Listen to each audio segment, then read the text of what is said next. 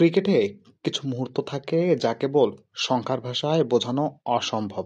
তেমনই একটি উপাখ্যানের গল্প বলবো আজকে, যেখানে নাটকের প্রতিটি স্তরে উত্তেজনার বিস্ফোরণ। দিল্লি ক্যাপিটালসকে ম্যাচ জেতানোর জন্য শেষ 11 বলে 46 রান করেছেন Ashutosh Sharma. Ashutosh Sharma, remember the name. প্রতিটি বলের সঙ্গে যেন দৃঢ়তা বাড়ছিল, প্রতিটি শটে ফুটে উঠছিল অদম্য আত্মবিশ্বাস। একসময় 20 বলে 20 রান থাকা ইনিংস, যেখানে স্ট্রাইক রেট নিয়ে প্রশ্ন উঠতে পারে, সেটাই কিনা দানবীয় রূপ নিল 31 বলে 66। একেবারে ম্যাচের মোড় ঘুরিয়ে দেওয়ার মতো একটি ইনিংস।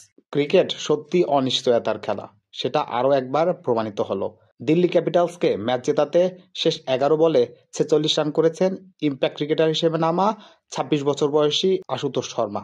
অবিশ্বাস্য। প্রথম 20 বলে 20, শেষ 11 বলে 46, মানে শেষ 11 বলে প্রতি 4 রানেরও বেশি রান করে নিয়েছেন আশুতোষ শর্মা। অবিশ্বাস্য, যা সত্যি অভাবনীয়। ক্রিকেট পাড়ায় দীর্ঘদিন চর্চায় থাকবে তার এই ইনিংস।